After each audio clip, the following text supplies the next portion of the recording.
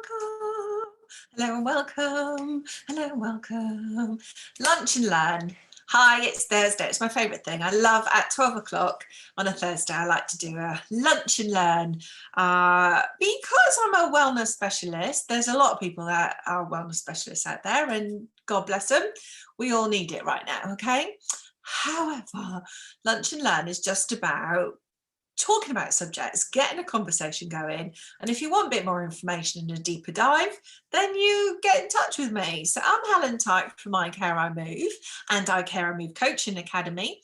So we offer training and we help people to understand more around their health and well-being. Because let's face it, we're living a lot longer, right? Okay. On the back of Mental Health Awareness Week, I thought today we would have a conversation around anxiety, mental health, and all the gubbins that goes with it. And I'm sounding flippant, and I'm not intentionally sounding flippant because I suffer from anxiety. I don't suffer from it, I own it now, which is a bit of a blessing. But for a little while back then, anxiety was my best friend. And social anxiety really loved me, stopped me doing everything. So literally put the brakes on my life. Why am I sharing that with you? Because when I first went to my GP and said, oh my God, I've had my first panic attack, in spite the fact that I'm trained as a mental health first aider, I had no idea how to manage my own panic attack. What's all that about? Fast forward 6-7 years, I recognise now that it was anxiety, but it was induced through perimenopause.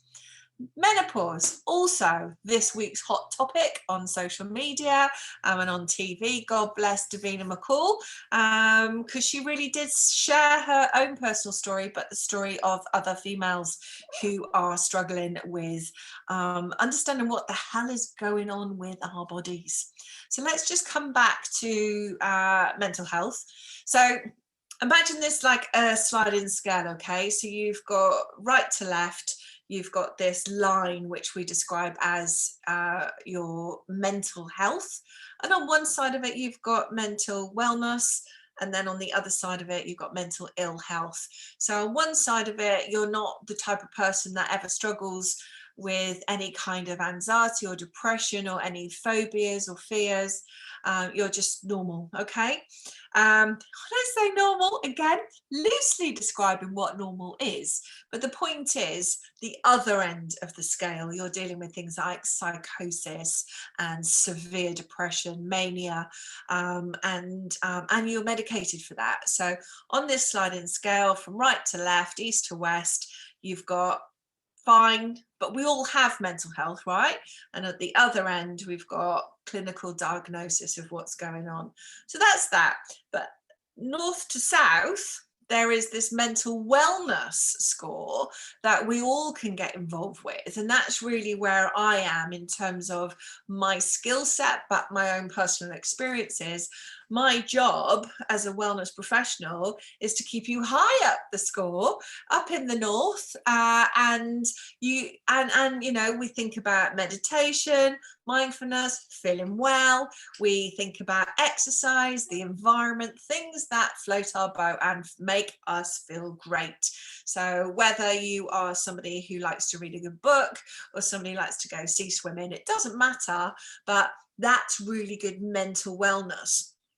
The other end of the scale, when you're in the south, oh, not so good. That's when you lack that motivation, you're not enjoying stuff that's going around you, the tangible stuff is not helping, equally the intangible stuff is not helping. So, you know, so the clinical score, that's the right to left, east to west, that's something that is in people's lives, but we're focusing on up and down, and I want to keep you up there. So you might be somebody who is on medication for your mental health, but it's my job as a coach to try and keep you up in the high levels of that model, right?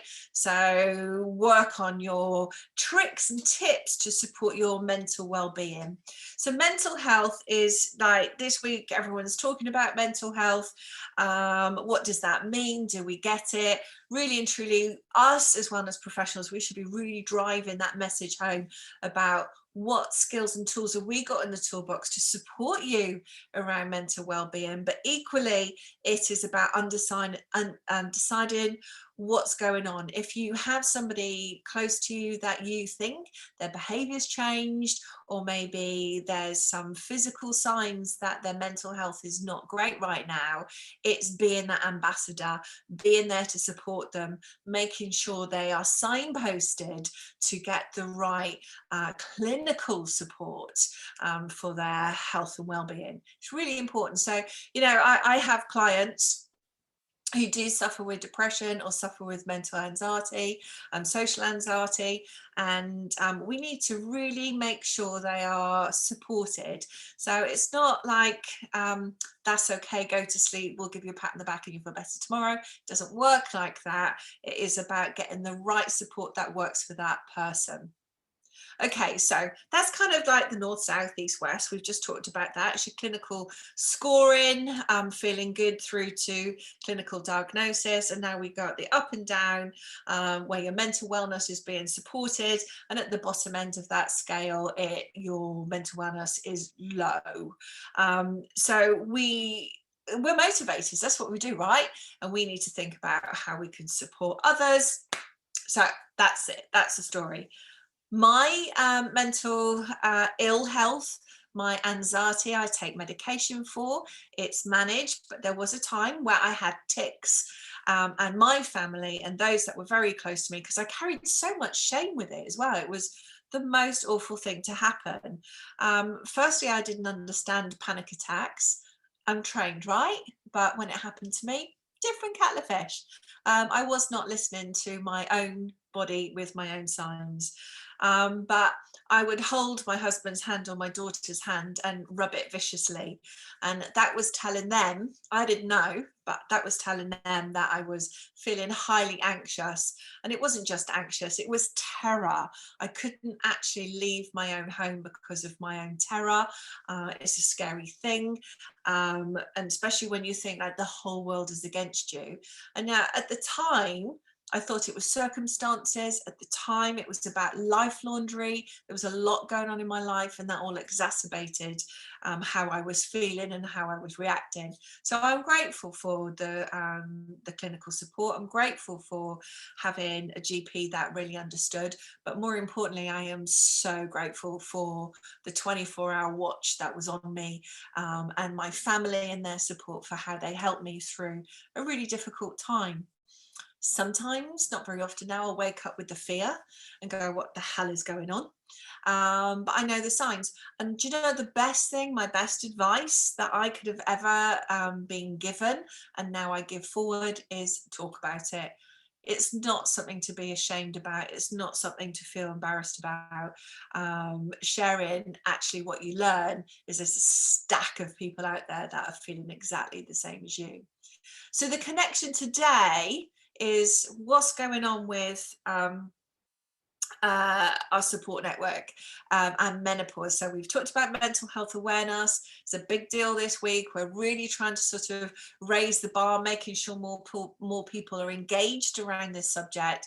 But while we're here, let's talk about menopause. Often females are going to their GPs saying, I'm feeling anxious or I'm feeling low, and then in some cases suicidal, and it's all being put down to life laundry. But listen, what are the signs? If you're a woman in your 40s and above, could that be linked to your symptoms of perimenopause? Is it something that is female related that's kicking it off? As a mental health first aider, my job is to observe and then support. So, and I'm a great hugger. So I love a kutch. If anybody wants a hug, we're allowed to do that soon. I can't wait for that. But, to sit in somebody's companionship, shoulder to shoulder, and just be there, be an advocate, an ambassador for them and support. That's really important. But always make sure that they are getting that clinical support, because a lot of mental wellness coaches out there are not qualified. We're not psychotherapists, psychiatrists. Many of us aren't that, but what we need to be is that crutch, that support, and that bolstering, which is really important. Time is another thing that we talk about here, is that, you know, panic attacks are one thing, and an attack can last minutes or hours, and in severe cases where it's very polarized, it can last for a long period of time. That's when we really need to get some medical support and clinical support. However, anxiety doesn't just go away. It does need to be managed. Your hormone levels in your body does need to be managed, so the situation you can alleviate your symptoms. But there's other things that you can do. So for those who come into my lunch and learns every week, I come back to some of the things, right? Sleep, getting the right sleep, the right amount of sleep, and often what will go hand in hand with depression and anxiety will be symptoms of insomnia. So it's all very well and good me saying I'm going to chuck out that bit of advice, get some sleep. I might be completely off on a tangent because you're somebody who struggles with insomnia. So being active. Now, again, if you're suffering with low mood or there is depression, the last thing you want to do is put your gym kit on, right? So it is getting out there, getting a bit of fresh air, just sitting, walking gently, try and get engaged with nature again, small stepping stones, little walks, maybe with a friend or a colleague. It is important that you are sharing, I'm feeling low, I'm feeling down, can't face the world right now. So my tip, a friend of mine took me on a little walk, which became my safe walk, my place that I could go to, that I felt safe. I knew the route, I knew how to get there, I knew I wouldn't bump into people, and it made me feel okay. So it was like winning. And then I would find a little coffee shop, which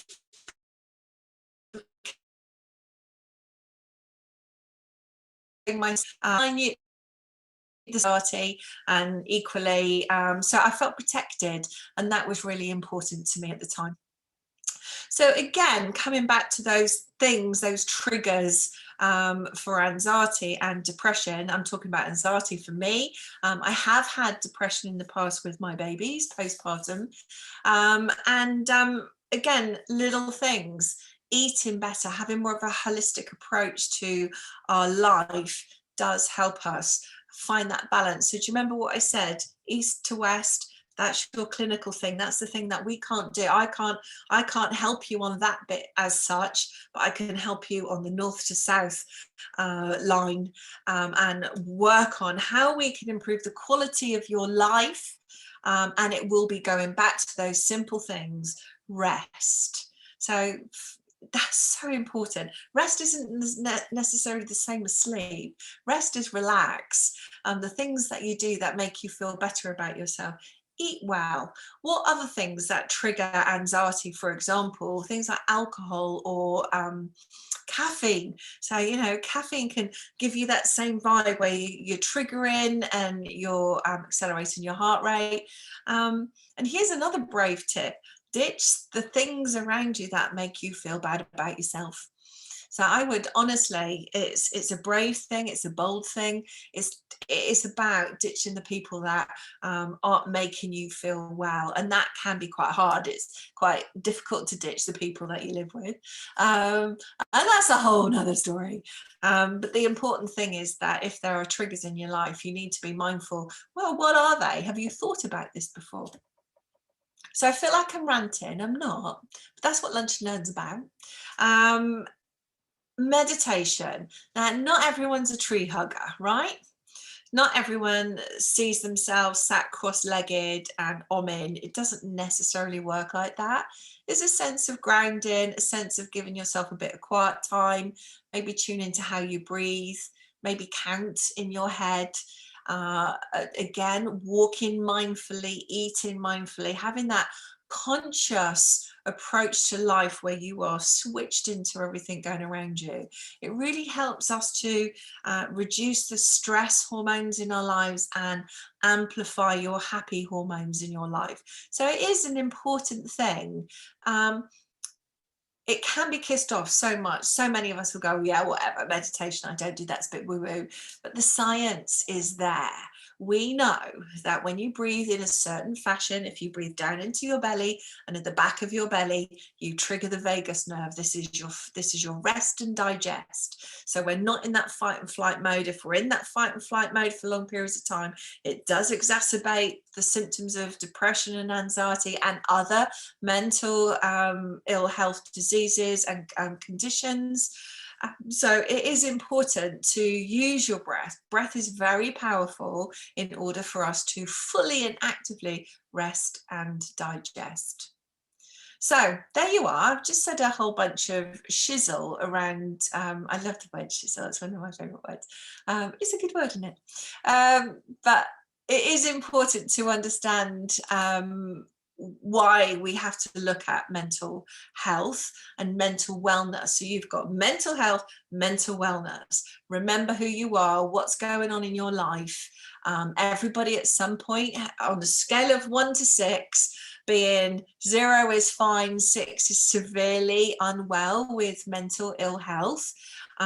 It's a sliding scale, and we all have different elements of it at different times of our lives. We're impacted by it. Certain things will exacerbate it, but equally there will be times when it's all being managed. What we need to do is think about our beautiful world around us and remind ourselves that it's important.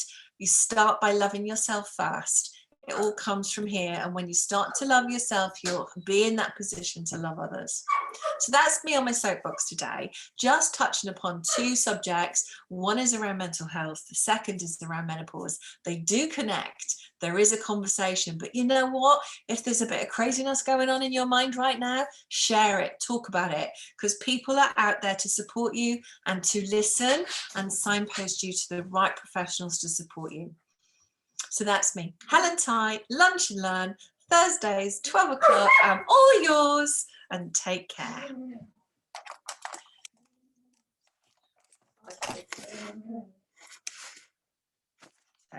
Turn all these buttons off these days.